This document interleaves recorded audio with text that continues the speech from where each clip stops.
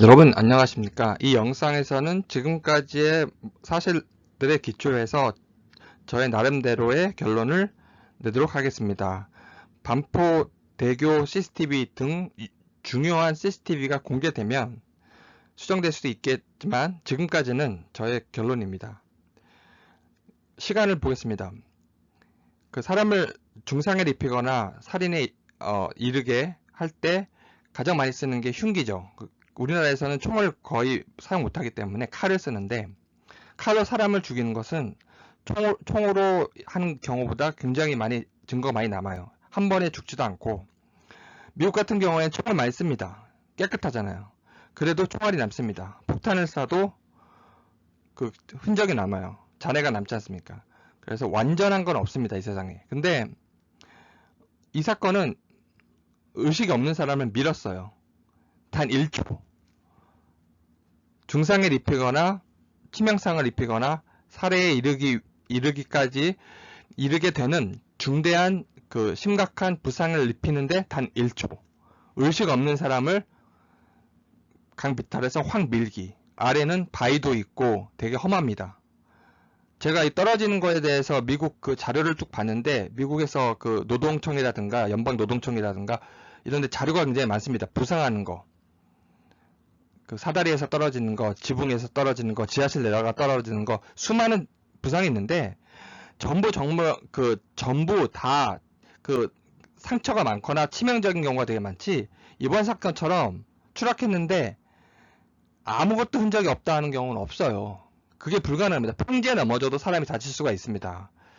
근데 이거는 그 강비탈 보시면 40도거든요. 거기서 추락을 했는데 그것도 확 밀어가지고 의식 없는 사람을 굉장히 심하게 다쳤을 거예요. 근데 아무것도 없다 하니까 사람들이 이해 못하는 겁니다. 근데 밀었는지 왜 자꾸 허위사실 유포하냐 누가 그랬을 텐데, CCTV가 있습니다. 그래서 그걸 따질수록 상대는 불리하기 때문에 이런 걸로 고소해서 따질 그런 바보들은 없을 거예요. 해도 상관없는 거죠. 국민들은 CCTV가 있으니까. 그래서 1초 안에 이렇게 사람을 죽일 수 있는 경우가 많지 않다라는 거. 엄청난 정말 사건이죠. 그래서 실족사를 주장하려고 했는데 만취했잖아요. 실족사가 아예 성립이 안 됩니다. 말 자체가. 자살을 하려고 했는데 여기 나간 경위가 드러났잖아요. 처음 보는 광경이다. 날 부르다니 술 먹자 하고 이 시간대. 그래서 스스로 간 게 아니라 불려서 나간 거예요. 자살하는 동기, 계획, 그런 게 평소 때 발견된 것도 아무것도 없고요. 살 의지만, 할머니에 대한 고마운 부모님에 대한 사랑, 살 의지만 잔뜩 산더미처럼 넘쳐납니다. 자살하려고 하는 동기나 그런 그 의사 표시된 게 아무것도 없어요. 그래서 이렇게 강비탈 쪽으로 불려서 나간 거라는 거. 그래서 누가 먼저 여기로 갈라 했냐 이런 얘기가 또 나오고 있는데, 중요한 거는 자살하려고 했다면 그냥 여길 검색하고 계획을 하고 이렇게 찾고 하지, 갑자기 그날 갑자기 불러서 처음 보는 광경이다 이러면서 나가진 않죠. 자살하려고 하는 사람이. 상식적인 겁니다. 최후 장소가 4시 40분에 발견됐죠. 아, 죄송합니다. 4시 27분에 발견됐는데 4시 40분에 죽었다고 가정하더라도, 입수했다고 가정하더라도 4시 27분 발견된 장소가 어딥니까? 강비탈. 강비탈에서 발견돼서 얘는 이제 올라오면 끝이고, 그 뒤에 몇 분 뒤? 뭐 13분 뒤 자살했다? 이렇게 되면 가장 전형적인 경우에요. 둘이 있었는데 얘는 먼저 일어났어요.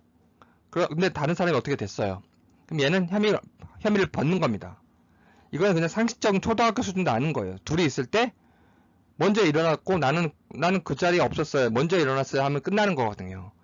그런 가장 기본적인 우리의 지식과 상식을 이용한 거죠. 그래서 최후 장소는, 근데 강비탈에서 발견됐죠. 그럼 같이 누워있다가 정민이는 10분 뒤에 자살했다 이렇게 가려고 하는 거죠. 그 장소에 발견된 것도 굉장히 우연입니다. 물론 다 가설입니다. 이건 가설이라 해버리면 끝나고, CCTV가 있으니까 이걸 보고 이렇게 생각했다 하면 끝나는데, 다 누구나 가설하는 거죠. 사실이 확인된 게 없으니까. 그래서 발견된 장소도 의문스럽다, 이 말씀드립니다. 그리고 알리바이라는 것은 정의가 있습니다. 영영사전을 보시면 정의가 나오는데, 그 다른 곳에 있었다. 문제된 범죄 행위, 범죄 장소와 다른 그 곳에서 자기가 있었다라고 하는 항변, 그런 주장을 말합니다. 알리바이로 주장하는 내용은 뭐죠? 난 다른 데 있었다 이거죠. 추락했을 때 그 3시 31분 이 추락에 대해서 발견될 수 있잖아요. 사람들이. 그 민행위 자체는 포착이 안 될 거라 생각을 한 거고, 어떻게든 발견되더라도 올라왔잖아요. 혼자 35분에. 그리고 부모님과 통화한 건 자기가 통화 기록이 남을 테니까. 그래서 나는 평지에 있었다 그 시간대. 그렇게 주장하려고 하는 겁니다. 알리바이 증인은 우리가 알고 있는 그 2시 45분에 CCTV에서 사라졌음에도 불구하고 3시 47분까지 모든 걸 봤다라고 하는 가나 공범. 똑같은 진술하고 있지 않습니까?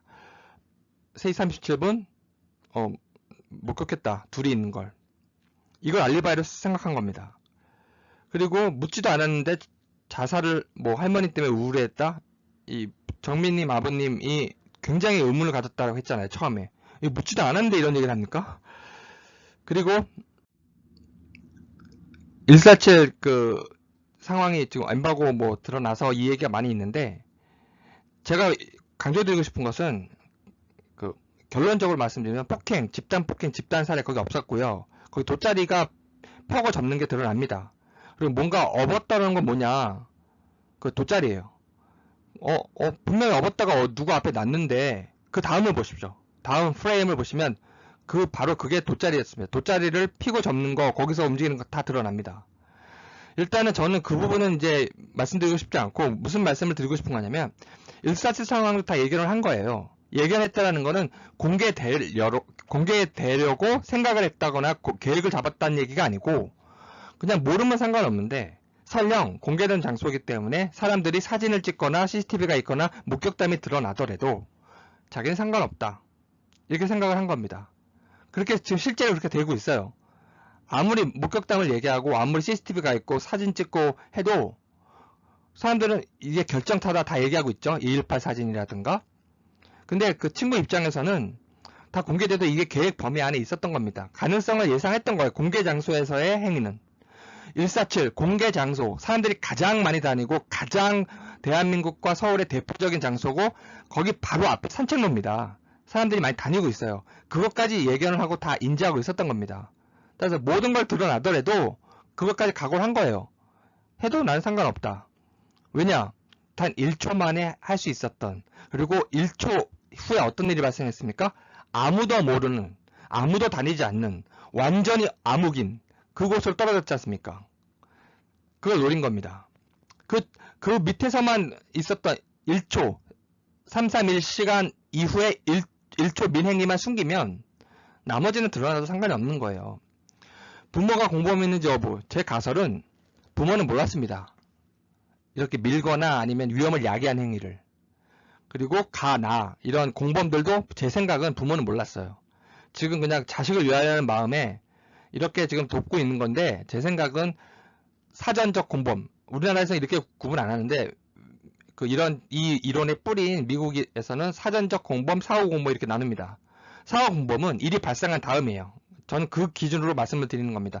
일이 발생한 다음에는 부모는 공모할 수가 있어요. 그러니까 증거 인멸이라든가 이런 부분을 공모할 수가 있지만, 민행위 이거를 부모가 알았거나 계획했거나 이렇게 했다라고 생각하지 않습니다. 저는 그 이후로는 문제가 굉장히 개입할 수 있을 가능성이 있어요. 사후적으로는.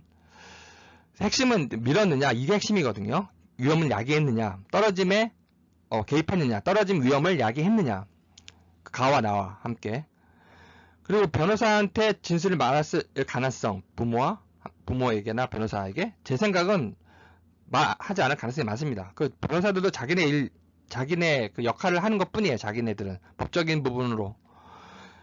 이건 뭐 제 개인적인 생각입니다. 그리고 정민이 떨어졌어요. 자신이 끌어올렸어요. 이 부분을 이제 새롭게 해석할 수 있습니다. 완전히 새롭게 대해서 근본적으로 뜻이 변한 게 아니고, 제가 좀 추가해서 우리가 생각할 건 무엇이냐면, 아까 말씀드린 147 상황 아시죠? 평지에서의 공개된 장소에서의 행위 다 알려질 수 있다는 가능성을 안 겁니다. 정민 떨어졌어요. 자신이 끌어올렸어요. 이 얘기도 자기가 무슨 말을 하고 있는지 알면서 한 거거든요. 이 얘기할 때도 블랙아웃이라는 얘기는 안 합니다. 이거를 얘기해서 정민 아버님이 이걸 기억하고 계실 거고 계속 문제가 될 수 있다는 것도 그 가능성도 인지한 거예요. 이거는 그래서 혼돈을 주는 겁니다. 그 평지에서의 일, 같이 놀고 뛰어놀고 망둥이처럼 뛰어다니잖아요. 그래서 정민 떨어짐, 자신 떨어짐, 끌어올림을 3, 3일 여기에 연결시킬 생각은 절대 못한 거죠. 안 한 거입니다. 그거는 절대로 연결되지 않을 것이다 생각을 한 거고 147 상황에서만 정민 떨어짐, 자신 끌어올림이 자기가 얘기했으니까 세상에 퍼질 거고 아무리 많은 추론을 하더라도 147 상황만 연결이 되는 겁니다. 147 상황 자체를 자기는 사람들이 추적하겠지라고 예상을 한 거고 밑에 떨어짐 3, 3일 1초 행위와 그 밑에 떨어짐 행위만 숨기면 돼요. 그 변호사도 그렇게 지금 가고 있고 그리고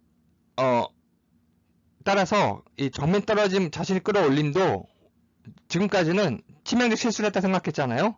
제 생각은 이제 모든 사실을 듣고 이렇게 판단해 보니까 147 상황이랑 똑같은 경우입니다. 사람들이 이거 갖고 의심을 해도 그냥 거기서 멈추는 거예요. 의심할 뿐. 하지만 그게 평지였기 때문에 147 상황 많은 사람들이 있었기 때문에 아무리 추론해도 거기서 뭐 집단 폭행, 집단 살해 사인은 익사입니다. 폭행을 당하거나 이렇게 해가지고 그리고 폭행당한 흔적이 전혀 없잖아요. 국가수거를 반박해야 되는데 일단 국가수거 반박하기는 굉장히 진짜로 어렵습니다. 몸에 외상이 없잖아요.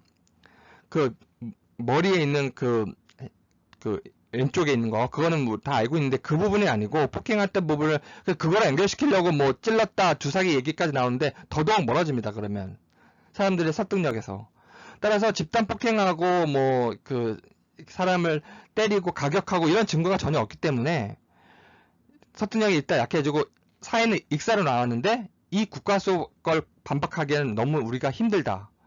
이런 상황에서 명확한 게 있잖아요. 331 1초. 따라서 근본 전제는 331 1초만 모르게 하면 된답니다. 그래서 아무도 없을 때 사람들이 많을 때까지 다 읽다가 아무도 없을 때 CCTV에 나옵니다. 다 떠나고 있어요. 한 사람, 두 사람 떠나고 있는데 그리고 나서 정민이를 최대한 그 끝으로 옮기죠. 그 상태에서 아무도 모르게 1초 안에 치명상을 입힐 수 있는 행위. 아까 말씀드린 총보다도 더 강력한 거죠. 1초 안에. 이 장소는 가장 대표적인 공개 장소인데 그 아래에 있는 상황은 아무도 모릅니다. 가장 아무도 모르는 CCTV도 없고 지나다니는 사람도 없고 거기 갈 일이 없어요. 그 밑으로 갈 일이 없습니다. 그런 장소로 연결된 곳이에요.